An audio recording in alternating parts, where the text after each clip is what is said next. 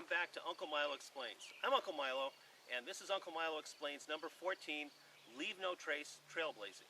Now, that sounds like an oxymoron. It doesn't even make any sense, but let me explain. Now, the old-fashioned way to mark a tree was to take an axe and to literally put a mark on a tree. Now, doing it on public land is not allowed anymore, but this is private land. I've got permission of the owner. This tree is technically dead. It's got the emerald ash borer in it. It's going to be dying in a couple of years. It's going to have to be cut down, and I have the owner's permission. But I'm only going to do this once because honestly, marking trees is not the way to do it. I'm trying to show a way that you can mark trails without marking the tree. Anyways, but this is how they used to do it.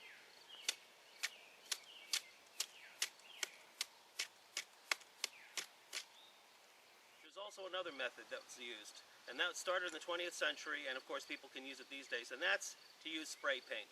And that's also pretty permanent, and it marks a tree very well. A lot of official marked trails are marked this way with spray paint. Again, this is not a no-trace method, so this is something that you're not allowed to do on public lands because you'll have to have permission to install your own trail. Now, why is trail marking so important? I'll tell you about the latrine that opened my eyes to the problem. Okay, we were camping up on the side of Slide Mountain up in the middle of the southern Catskills. And I went in to put in the latrine, walked out of the camp a little distance, dug a hole, got back up, looked around. Everywhere I looked, everywhere, it looked exactly the same. I couldn't tell which was the way back to the camp. So I said, you know what, if I don't mark this trail, if I don't mark where the latrine is, I'm going to end up with lost campers. Okay, so what I did was I got a few very, very long ropes and I ran them from the campsite all the way out to the latrine. Now, that worked very, very well.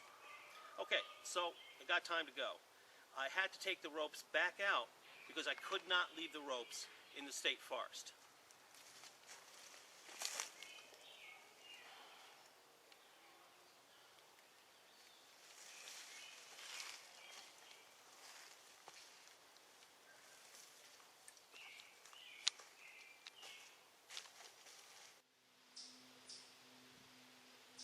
Okay, it was on other campouts that I did this. I took a rope and I cut it up about 1 foot pieces.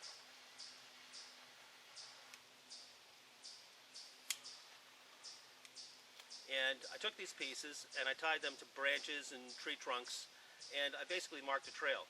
I was able to do a much longer trail than just stretching a rope.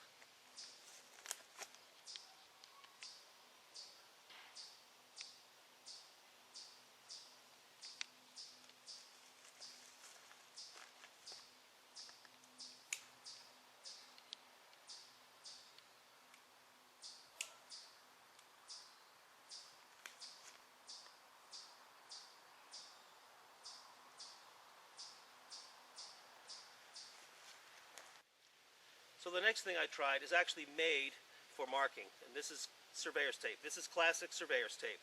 You take about 1 foot of it, you tear it off, and you tie it to a branch or a tree.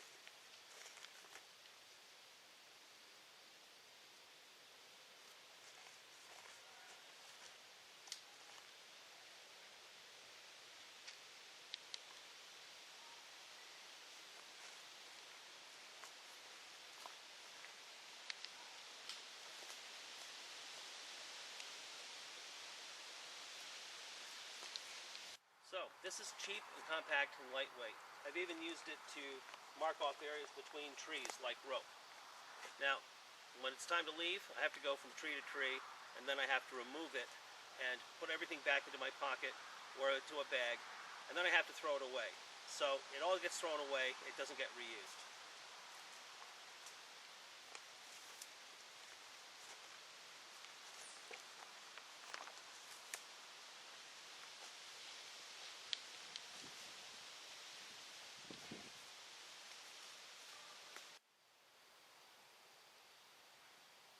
These two ways to blaze a trail will work, rope and Surveyor's tape. They'll work in an emergency, but they take a lot of trouble to set up, and they take a lot of time to take down, and they end up with a lot of waste. So, The real purpose of this video is to show you another way to blaze a trail that's not only no trace, but also no waste. Okay, these are reflective slap wrist bracelets. They've got a reflective surface, and I can get them online, or sometimes I get them at Dollar Tree, 2 for $1. This is what I use now for no trace trailblazing.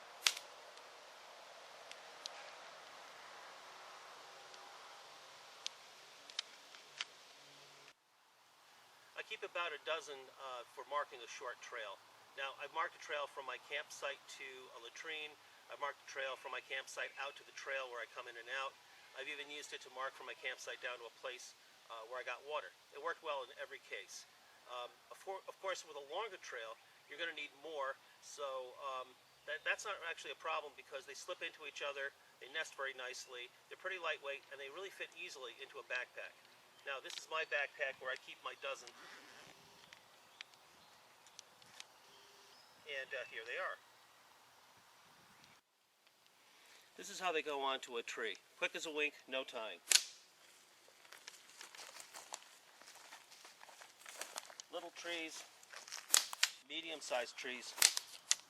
Got to make sure that it stays on. If it doesn't loop properly, it'll pop off. Even worse with big-sized trees. Something like this, it has trouble holding on to, so sometimes you just have to go to a tree next to it, like that. If the tree is too small, sometimes it tends to slide, so you want to put it where it can catch on something. Sometimes you can do it like this and make it grab, like that. Poison ivy.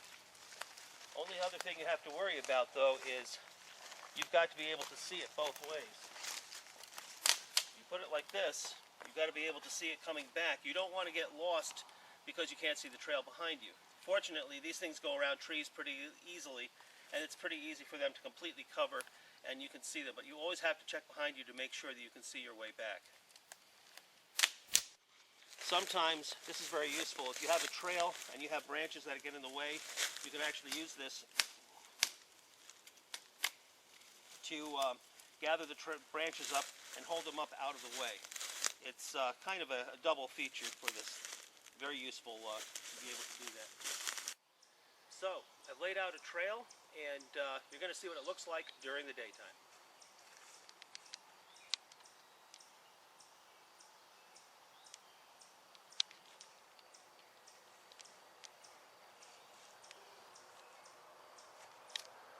And this is what it looks like at night. And now here's the real usefulness of using reflective slap wraps. At nighttime, you can turn a flashlight on and you can see the trail just light right up. Okay, so now here's the no trace part of this Uncle Milo Explains episode. This is where we take the slap wraps and take them back. Well, I've removed most of them, so I'm just taking the last ones off and putting them away. They nest together very nicely. When you're done, you've got a nice collection of slap wraps. You're out of the woods, you haven't left any trace, you didn't get lost while you were in the woods, and you're ready to slide them right back in your backpack for the next time you use it. Go. Okay, and that's it for Uncle Milo Explains number 14, No Trace Trailblazing. I hope you enjoyed watching and learned something that you can use.